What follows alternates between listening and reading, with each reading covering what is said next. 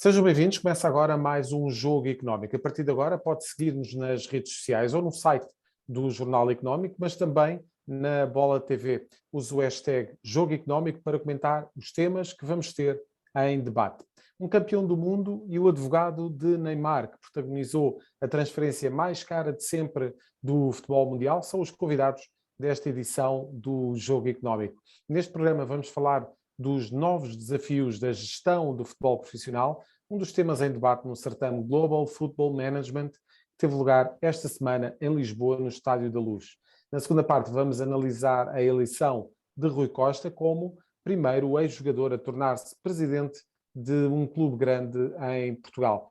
E é precisamente por este tema que começamos, os desafios que se colocam a jogadores e à indústria do futebol. Connosco temos o Marcos Mota, advogado de Neymar, que está há quase 30 anos no mundo do entretenimento e também da gestão desportiva, digamos. Marcos, muito obrigado pela presença neste Jogo Económico. O Marcos trouxe a este Global Football Management o tema do Sportainment, um tema que é cada vez mais falado no mundo da gestão desportiva, que, no fundo, o princípio é dizer que o futebol já não é só um jogo, é todo um conjunto de situações que devem estar em harmonia para que se crie um modelo de futebol de negócio que também seja atrativo para os telespectadores. No fundo, gostaria que nos explicasse um bocadinho esse conceito que trouxe a este evento. Pois é, boa tarde, é um prazer estar aqui com vocês, um prazer estar de volta a Portugal. As viagens, né, depois de 19 meses confinado no Brasil, através de telas, etc., e principalmente reabrir a retomada dessas viagens, vindo a Portugal, que é sempre um prazer, um país que eu tenho uma história e um carinho muito especial desde o início da minha carreira. Acho que o tema é um tema bastante interessante, é um tema necessário, né? No mercado atual, no mercado que foi bastante acelerado também em função da pandemia, né? A velocidade das transformações digitais que a pandemia nos impôs também impôs ao mundo do futebol. O futebol e a área do entretenimento foram uma das primeiras indústrias a serem impactadas, né, com a pandemia, mas eu não tenho a menor dúvida de afirmar que também são as indústrias que provavelmente serão as primeiras a se recuperarem, exatamente em função da adesão e da receptividade que a nossa indústria do futebol e do entretenimento tem com relação às inovações e às novas formas de entretenimento. Como eu disse ontem, o futebol hoje não vive mais numa bolha, né? Ele está inserido num contexto muito maior, né? Numa visão muito mais holística da indústria, que é exatamente a indústria do entretenimento. E é assim que o gestor moderno tem que tentar entender tudo que gira, né, em torno do nosso negócio, que é exatamente, como eu disse, a visão do futebol enquanto um pilar do entretenimento das pessoas. Uma visão integrada, digamos. Marcos, ficou muito conhecido um comentário seu relativamente a quando se concretizou a transferência de Neymar por valores que nunca ninguém pensou atingir, 222 milhões de euros, na altura, em 2017, já lá vão uns anos e essa marca continua por bater. Na altura ficou muito conhecido um comentário seu de alguém que tinha dito que assim com estes valores está-se a matar o futebol, e o Marcos respondeu de forma muito lacónica a dizer: futebol é aquilo que você faz aos fins de semana com os seus amigos, e isto é muito mais do que isso. Os agentes estão prontos para dar este salto, ou seja, manter o futebol como uma indústria que gera muito dinheiro, mas também manter ali alguma essência para que os adeptos sintam ainda o futebol como algo ainda primário e algo que os faz ansiar pela chegada do dia do jogo do seu clube? Essa é uma pergunta muito interessante, Zé. Não tenho a menor dúvida. O gestor de hoje em dia, quando eu falo de gestão dentro de um clube, por exemplo, que é o nosso ecossistema que nós estamos conversando aqui, nós falamos de uma mudança de mentalidade, não só uma mudança, uma adaptação da mentalidade em todos os níveis administrativos da gestão, né? Do presidente ao vestiário, como nós chamamos no Brasil, passando pelo departamento jurídico, que é o meu caso, os advogados, todos têm que estar exatamente incumbidos dessa nova realidade da nossa indústria. Mas nunca se esquecendo que, como eu disse ontem na minha apresentação, no final do dia é sobre pessoas, no final do dia é sobre paixão. E é em torno disso que nós temos que trabalhar, desenvolver, adaptar, né, a nossa indústria à mesma realidade e, no final das contas, o nosso consumidor final é o torcedor. É para ele que o espetáculo tem que ser feito e, obviamente, ele jamais deve ser esquecido e está ali como, claro, o centro do pilar, né, um pilar central de toda essa movimentação de adequação que passa a nossa indústria atualmente. Marcos, para finalizar aqui a nossa conversa, gostaria de lhe perguntar sobre aquele que foi provavelmente dos processos de contratações na história do futebol mais complexos e mais demorados. 36 horas de negociações ininterruptas, muitas viagens, muitos telefonemas, todos os detalhes para resolver em tão pouco tempo. Como é que recorda ainda, 4 anos depois, a transferência mais cara de sempre da história do futebol mundial? Você sabe, José, que uma das primeiras operações, na verdade, de negociação, de alguma forma, que eu fiz, foi do Leandro Machado, né? Para o Sporting na altura. No esporte, exatamente, lá no ano de 99 a 2000. Por isso que eu tenho um carinho todo especial por Portugal, que estive, né, no estádio lá do Sporting para negociar aquela dívida lá, repito, no final dos anos 90. E as operações eram muito mais simples do que são hoje. Ontem eu mostrei um contrato que eu fiz, por exemplo, logo no ano seguinte, no ano 2000, do Juninho Paulista, hoje supervisor da Seleção Brasileira de Futebol, que até então jogava no Atlético de Madrid, e uma transferência para o Flamengo, um contrato de 3 páginas. E comparei com um contrato que foi feito agora em janeiro, né, de um grande clube da Premier League, o contrato tinha quase 100 páginas. Então você vê que no espaço de 20 anos a complexidade do nosso mercado. A operação do Neymar foi, sem dúvida, uma operação complexa, uma operação de divisor de águas, mas eu sempre costumo dizer que a operação mais difícil sempre será a próxima. Nós participamos de algumas operações bastante interessantes no meio da pandemia, como, por exemplo, a ida do Alaba, do Bayern de Munique para o Real Madrid, do Thiago Silva, do Paris Saint-Germain para o Chelsea, do Alex Telles, do Porto, para o Manchester United. Todas essas transferências no meio de uma fase de pandemia, né, muito aguda da nossa indústria, e que demandaram certas adaptações, adequações, tentando prever o que seria do mercado em 1 ano, 2 anos. Não se sabia se uma semana poderia ser muito, como 5 anos poderia ser pouco. Então, realmente, é sempre um desafio a nossa indústria para nós tentarmos exatamente adequar o momento e atender todas as expectativas, seja da torcida, do clube contratante, do clube que vende e do próprio jogador. São, de facto, muitos os desafios que se colocam nos próximos tempos ao futebol mundial, precisamente nessa senda da recuperação que o Marcos estava a falar. Marcos, muito obrigado, então, por ter conversado connosco sobre vários temas que dizem respeito às operações dos negócios do futebol. Passamos, então, para o Gilberto Silva. Gilberto Silva, um campeão do mundo em 2002. Gilberto, pergunto-lhe se uma maior sensibilização dos empresários de futebol relativamente aos seus clientes pode, de certa forma, ajudar a que menos talentos se percam pelo caminho? Bom, acho que nessa área, né, existem vários desafios, mas diante de todos os desafios, né, de você fazer um trabalho, gerar resultado, acho que você não pode, em momento algum, negligenciar a necessidade do atleta, ajudá-los a desenvolver no lado humano, no aspecto humano também, além do aspecto profissional, orientá-los da melhor forma possível para que eles atinjam sucesso e na carreira, e se porventura alguns não conseguirem atingir os seus objetivos profissionais dentro do futebol, que é muito difícil, como nós sabemos, mediante as dificuldades que existem da profissão, mas orientá-los para que eles sejam cidadãos de bem, né, e tenham o melhor do nosso trabalho. Eu acho que esse é o que nós temos que sempre propor, né, nessa parceria que muitas vezes ela é dura para quase uma carreira inteira ou até mais extensiva a carreira.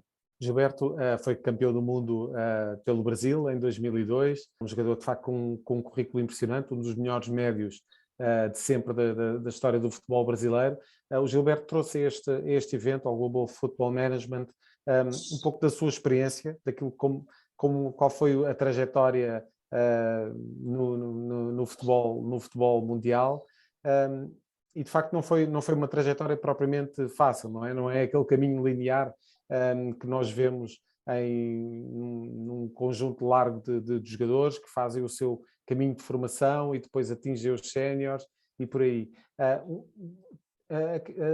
Essa sua experiência, a experiência enquanto naquele caminho intermitente até chegar a profissional, ajuda bastante naquilo que é a orientação de futebolistas que muitas vezes podem ter também outros desafios pela frente para atingir o tal profissionalismo que se deseja?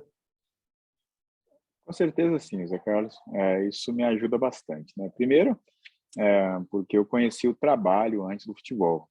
Antes de jogar futebol em um clube, para me desenvolver como jogador de futebol, eu trabalhei para ajudar a família. E sei o quanto é difícil você estar no mercado de trabalho, em outras áreas, né?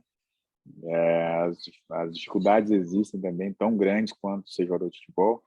E hoje, trabalhando com atletas especificamente, eu procuro sempre que possível, né, na maioria das vezes, passar as minhas experiências que eu vivi com eles, dividir com eles as minhas experiências, né, compartilhar para que eles façam um comparativo com a própria vida e para entender melhor o que é a sociedade fora do aspecto do futebol.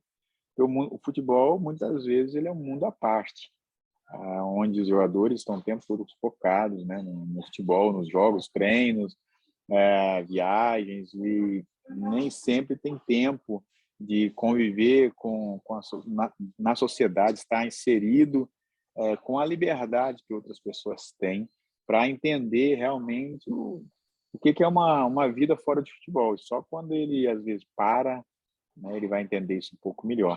Então, essas minhas experiências, né, eu compartilho com eles, experiências de outras pessoas, aí procuro ajudá-los a se desenvolverem no aspecto cognitivo, né, no aspecto humano, para que eles façam melhores perguntas para eles mesmos, para encontrar com uma facilidade melhor as respostas que eles buscam, e nem sempre é fácil você encontrar. Acho que esse é o nosso trabalho, tem que ser focado, óbvio, você vai projetar em busca de uma melhora da condição dele como profissional, de um contrato ou de um clube, mas o lado humano tem que caminhar junto.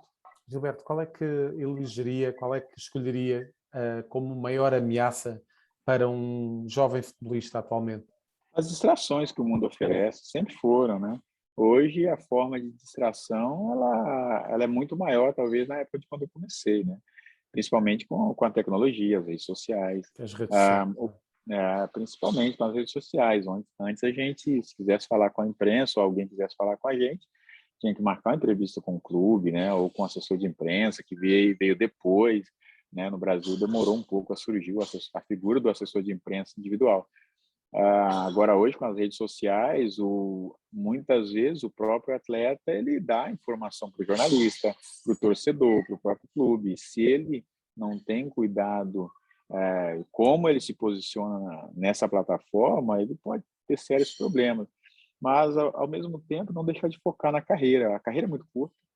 Primeiro, eles têm que ter em mente disso, quanto é curta a carreira de jogador de futebol. Ela pode ser muito mais curta, abreviada, se houver uma lesão séria.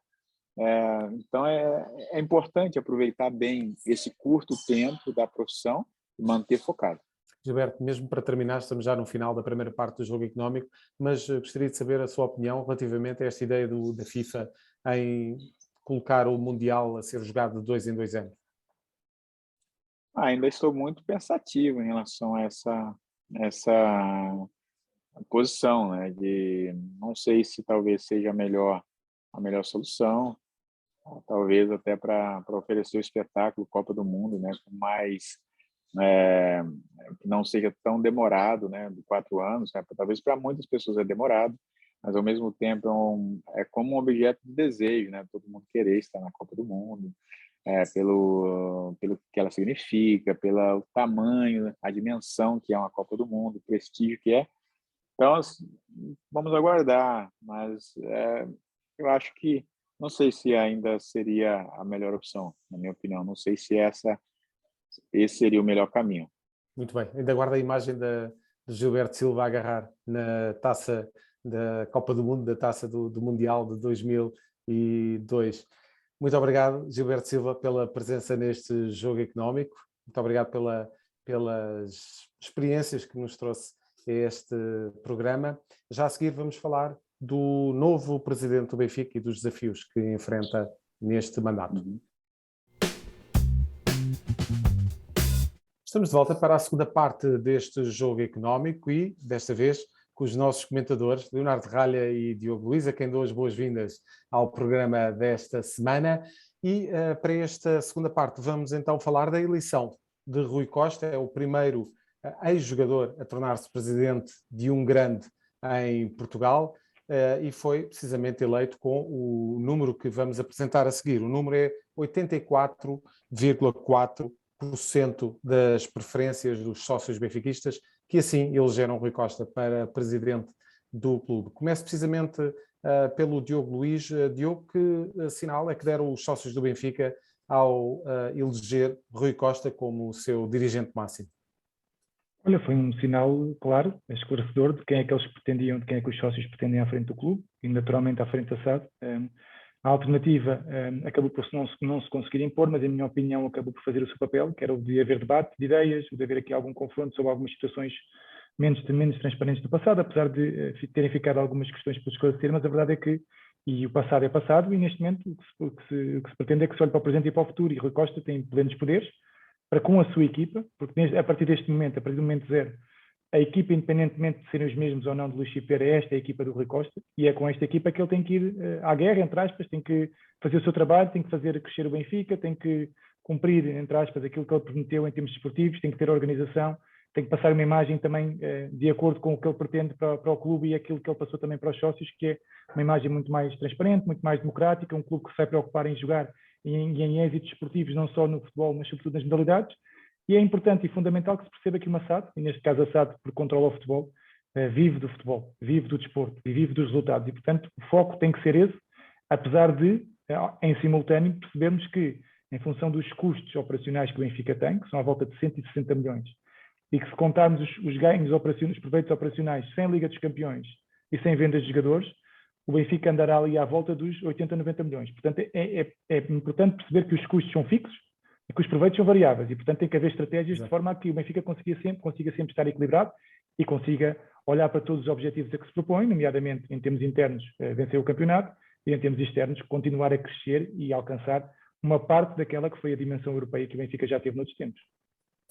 Leonardo, depois de todos os problemas que tivemos em julho com as investigações no âmbito da Operação Cartão Vermelho, eleger Rui Costa, que é inquestionavelmente um grande símbolo, um dos grandes símbolos do Sport Lisboa e Benfica, mas eleger Rui Costa, que esteve 13 anos a acompanhar as direções de Luís Filipe Vieira, é um sinal de alguma incongruência por parte dos sócios do Benfica, ou não? Eu diria que é quase um sinal daquilo que nas narrativas se chama a suspensão da descrença. Aquilo das pessoas quererem acreditar num universo, que neste caso não é um universo fictício, é um universo em que Rui Costa, uma figura amada pelos benfiquistas, pelo seu passado, por tudo aquilo que fez pelo clube e por tudo o que promete e pretende continuar a fazer, é separado de uma realidade que, ou pelo menos de suspeitas de uma realidade, que para muitos benfiquistas não é fácil de aceitar.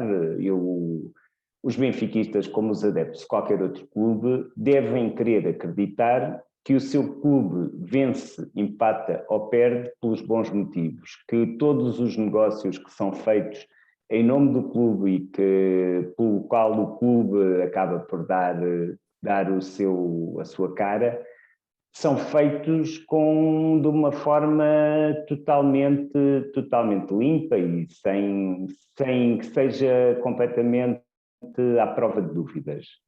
Acho que foi esse o sinal que os benfiquistas quiseram dar contra uma certa ideia de culpa por associação. sendo que neste caso, culpa por associação, estamos a falar de processos que estão a ser investigados, que têm que ser provados. Mas contra essa culpa por associação, os benfiquistas preferiram uma transição na continuidade com uma figura que conhecem bem, em vez de um salto para uma realidade que seria mais desconhecida por eles. Leonardo, antes de passarmos àqueles que são os desafios de Rui Costa como presidente eleito, agora sim, do Sport Lisboa e Benfica, pergunto como é que interpretaste a aparição do Luís Filipe Vieira na votação e o facto de ter falado e ter, de certa forma, granjeado ali grande parte daquilo que foi, naturalmente, que esteve quase 18 anos na presidência do clube, tem muitos méritos, mas de que forma é que viste Vieira a elogiar o seu próprio trabalho à frente do Benfica? Todo aquele discurso que teve referências um pouco estranhas, bizarras, sempre que forem às casas de banho terão que se lembrar de mim, enfim. Eu penso que é natural que Luís Filipe Vieira tenha querido fazer uma prova de vida, mostrar que não pode ser varrido para debaixo do tapete, e certamente não pode ser enquanto não for provado que cometeu atos lesivos para o clube e não só. Até que esse momento possa ou não chegar, tem a presunção de inocência e, assim sendo, é mais do que natural que não queira ficar calado. Que podia ter afinado o discurso, como muitas vezes afinou o discurso nas suas raras intervenções públicas enquanto presidente do Benfica, poderia, mas que acho que seria sonhador, seria completamente fantasioso Rui Costa e a sua equipa acreditarem que Luís Filipe Vieira partiria para um exílio de onde nunca mais seria ouvido e que, como eu disse num jogo económico há umas semanas, que partiria gentilmente para o meio da noite. Não me parece que é o que Luís Filipe Vieira tenha nos seus planos. Diogo, seria mais fácil para Rui Costa que Luís Filipe Vieira simplesmente se abstivesse de documentar qualquer assunto relativamente à atualidade do clube? Talvez. Eu acho que o Rui Costa neste momento não deveria estar preocupado com isso. Tem muita coisa para fazer e nós, quando temos muita coisa para fazer, temos é que nos concentrar em nós próprios e naquilo que nós controlamos. E a verdade é que o Rui Costa nunca vai conseguir controlar o que é que Luís Filipe Vieira irá fazer ou não. Luís Filipe Vieira é um sócio como todos os outros. Claro que é um sócio com mais protagonismo em função daquilo que foi o seu passado como presidente do Sport Lisboa e Benfica. Apareceu, entendeu que devia fazer algumas declarações. Eu, na minha opinião, falou mais internamente do que posterior, falou mais para aqueles que lá estão neste momento, propriamente para os sócios. Acho que deixa uma mensagem e vincou a sua posição. Eu estou aqui. Como diz o Ronaldo, o Luís Filipe Vieira, com aquelas declarações, fez aquele movimento do Ronaldo, eu estou aqui. O que é que isso querá dizer, não sei. Só as pessoas dentro do Benfica é que podem saber. Mas o que parece é que para o Rui Costa é indiferente, porque neste momento ele depende de si próprio, depende do seu trabalho, depende da sua equipa. E como tal, independentemente daquilo que o Luís Filipe Vieira possa ou não dizer, ele tem que se focar e concentrar no seu trabalho, porque é aí que lhe vão sacar responsabilidades e ele sabe que as tem. E eu espero deixar aqui uns votos. Como vocês sabem, sempre fiz muita força para que os jogadores fossem mais ouvidos, tivessem mais presença nas decisões, ex-jogadores também. E, portanto, o Rui Costa tem aqui uma grande oportunidade e é uma grande oportunidade dentro de um grande clube e espero que as coisas corram bem, até porque pode ser um exemplo para outros clubes em Portugal, para outras instituições.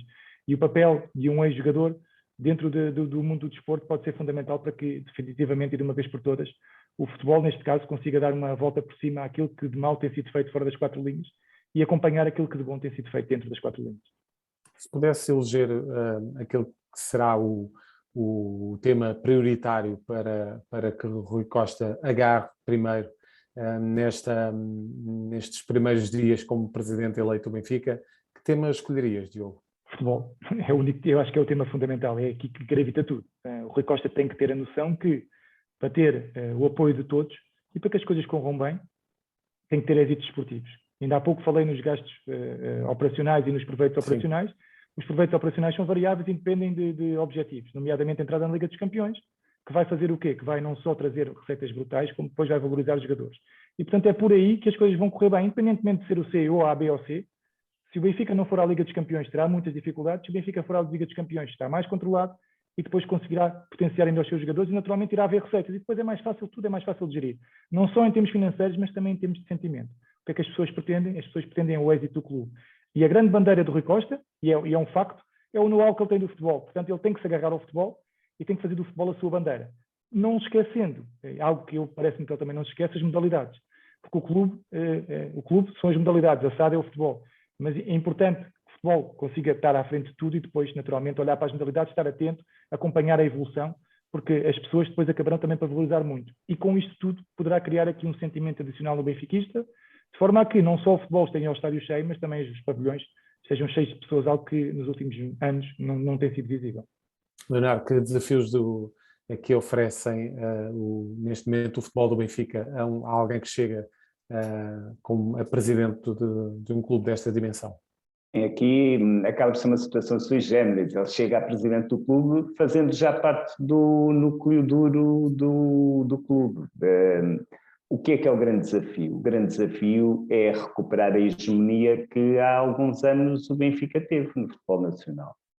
É garantir uma sucessão de títulos, garantir apuramentos diretos para a Liga dos Campeões que façam com que todo o planeamento da temporada seja simplificado. Desta vez correu bem, está a correr bem, mas certamente que se Jesus, se todos aqueles jogadores pudessem ter entrado diretos na Liga dos Campeões, sairiam beneficiados por isso. Tudo bem, tiveram necessidade de ganhar ritmo, tiveram um desafio extremo quando outros ainda estavam, como se diz do outro lado do Atlântico, a pegar devagar, mas é claramente isso, é claramente recuperar a hegemonia. No que toca às modalidades, acho muito interessante a manutenção de Fernando Tavares. As modalidades do Benfica nos últimos anos, retirando o voleibol e retirando as equipas femininas, onde há um trabalho muito bem feito e que eu continuo a defender, é importante que os clubes mobilizem as mulheres portuguesas, as adeptas, que procurem que a prática desportiva não fique restringida aos homens. Mas, tirando isso, a prestação do Benfica tem estado bastante aquém do que são as ambições da sua massa adepta. E aí, no que toca à motivação dos adeptos, as modalidades têm um peso sobredimensionado em relação à sua fatia no negócio. Leonardo, sabendo-se que o Rui Costa foi dirigente do Benfica durante os últimos 13 anos das direções de Luís Filipe Vieira, e sabendo-se também que o Luís Filipe Vieira foi muitas vezes acusado de zigue-zaguear em termos daquilo que seria a sua política desportiva, ora apostando na formação, nos talentos no Seixal, ora colocando essa formação quase em stand-by e contratando jogadores por valores avultados e também com salários muito volumosos. Acreditas que o Rui Costa vai encontrar aqui o equilíbrio certo entre a formação e a compra de jogadores com experiência e capazes de oferecer qualidade ao plantel? Eu penso que sim, até porque neste momento o Rui Costa tem como gestor parceiro para o plantel Jorge Jesus. Não tem propriamente Bruno Lage, vai ter que conciliar essas duas dimensões. Acho que ninguém espera que Jorge Jesus, de um momento para o outro, caso tenha sucesso, caso mantenha o sucesso que está a ter nesta temporada, não continue a exigir contratações de algum peso, que exijam algum esforço financeiro para compensar o que provavelmente virão a ser vendas de passos dos jogadores importantes. Diogo, com Jorge Jesus ao leme vai ser muito difícil para Rui Costa impor aquela imagem de que deve ser aposta o jogador formado no Seixal? Olha, eu acho que a aposta deve ser a qualidade. Eu acho que Jorge Jesus, e como sabes, muitas vezes até sou crítico dele, eu acho que Jorge Jesus também tem essa percepção. Claro que se ele pedir um jogador e a direção lhe der, melhor para ele. Se não o tiver, ele terá que ir à procura de soluções. E, portanto, acredito que se houver qualidade, ele terá que dar as mesmas oportunidades que dá aos jogadores experientes que dá à formação. Todos nós sabemos que para ter sucesso não basta com jogadores jovens, é impossível. Tem que haver um misto de experiência e juventude. Agora é importante, e o Benfica também percebe isso, e foi assim que o Benfica deu a volta aos seus resultados mais negativos e conseguiu ficar com capitais próprios positivos, é o facto de os jogadores que vêm das camadas jovens poderem potenciar, não só em termos desportivos, mas também em termos financeiros, porque vêm a custo zero. E, portanto, desse ponto de vista, é uma linha de negócio fundamental e importante, até porque já está provado, em termos daquilo que é o passado recente, que o Benfica consegue valorizar os jogadores, consegue fazê-los crescer, consegue dar-lhes condições em termos esportivos para conseguirem vingar não só no Benfica, mas sobretudo fora e em grandes clubes. E isso é a imagem de marca do Benfica neste momento, e seria um grande desperdício se o Benfica desse passos atrás e não valorizasse aquela que é a sua grande marca no mercado, que são os jovens jogadores que saem daqui preparados para outros voos, e falo de Rubem Dias, de João Cancelo, de Bernardo Silva, de Gonçalo Guedes, de Ederson, enfim, aqui um grande conjunto de jogadores que já demonstraram, deram provas dadas em grandes clubes europeus e com grandes treinadores. Como tal, tem que haver aqui uma estratégia entre presidente, treinador, naturalmente também na parte financeira, porque, como eu disse há pouco, eu acho que um dos grandes problemas do Benfica vai ser que aumentar as receitas será difícil, pelas receitas recorrentes, ou seja, pela venda de jogadores sim, pela Liga dos Campeões sim, mas pelas receitas recorrentes mais 10, 15 não fazem diferença. Eu acho que uma das grandes dificuldades será baixar um pouco os custos. E para baixar os custos, naturalmente que tem que haver aqui uma aposta maior na formação, porque são jogadores que vêm de baixo, que não implicam custos iniciais, nem salários tão elevados. Portanto, acho que desse ponto de vista é aqui uma dificuldade adicional, que tem que ser gerida com sensibilidade, mas com inteligência, porque no limite o importante é que o Benfica tenha resultados esportivos, e dentro do plantel tenha jogadores com idade que se compreenda, que seja possível para se for necessário vendê-los. E portanto não pode ser só trintões, porque se tiver só trintões e vencer jogos, não vai conseguir vender jogadores e a Liga dos Campeões não vai suportar todas as despesas que o Benfica tem atualmente. Muito bem, fica aqui feita a análise de quais serão os desafios do novo presidente do Benfica, Rui Costa. Já a seguir, na terceira parte, vamos saber quais são as escolhas do Leonardo Ralha e do Diogo Luís para esta semana. Até já a seguir. Estamos de volta para a terceira parte deste jogo económico e para as escolhas de Leonardo Ralha e Diogo Luís para esta terceira parte do programa, e começamos precisamente pelo Diogo Luís, pelo número que escolheu esta semana, Diogo, 801. Sim, 81 é o número de golos da carreira de Ronaldo, é um número inacreditável: 5 Sporting, 123 Manchester United, 451 Real Madrid, 101 Juventus, 115 Seleção A, 3 Sub-21, 1 Sub-22 de Jogos Olímpicos. É realmente inacreditável a forma como ele aos 36 anos continua a fazer golos, há 18 anos que o faz de uma forma constante, sendo que a partir ali dos 24, 25 anos começou a superar-se ano após ano, e é um jogador que continua com a fome de bater recordes, continua a 100% comprometido com a sua profissão, o que não é fácil, estando ele ao mais alto nível, já tendo ganho o que já ganhou e já tendo o património que já tem. É realmente fantástica a forma como, em termos mentais, o Ronaldo se motiva, se consegue motivar, está sempre a top, e acaba por ser claramente um exemplo para os demais. Já não tem as características que tinha no início, era um jogador muito mais espetacular dentro de campo, mas a verdade é que neste momento é um jogador muito mais eficiente e eficaz, e o futebol vive de eficácia, e o Ronaldo, 801, não vai parar por aqui, ainda vai ter mais 2 ou 3 anos, possivelmente ainda chegará ali aos 900, vamos fazer aqui um número, e se ele quiser chegar aos 1000, vai para outra liga um bocadinho de menor dimensão e possivelmente até chegar lá. Vamos ver até onde é que ele vai parar, mas a verdade é que não há aqui limites para o Ronaldo, e temos que parabenizá-lo, sobretudo por esta fantástica marca dos 800 golos superados. São poucos aqueles que no futebol, ao longo destes 100 anos, conseguem dizer aquilo que Ronaldo disse e aquilo que fez. E pode o Manchester United augurar um bocadinho algo mais, esperar um pouco mais daquilo que eram as suas ambições naturais para esta época. Enfim, definitivamente não eram a luta pelo título, mas Ronaldo poderá reforçar o United nessa expectativa, Diogo? Sim, não. Sim, porque o plantel do United é fantástico.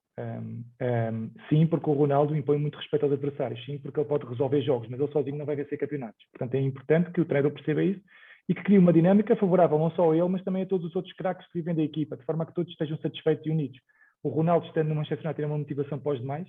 Porquê? Porque ele já foi um símbolo, ou é um símbolo do Manchester United, e todos quererão aprender com ele, sobretudo os mais jovens que têm um enorme potencial e que o Manchester United tem no seu plantel. Agora, a verdade é que, se não conseguir criar ali uma dinâmica positiva e se o Manchester começar a ficar para trás, também se pode virar o feitiço contra o feiticeiro. Nós sabemos como o Ronaldo é ultra competitivo e, no limite, quando as coisas não estão a correr bem, ele pode começar a chamar a atenção deste ABC ou do próprio treinador e poderá ser mais difícil de gerir a situação.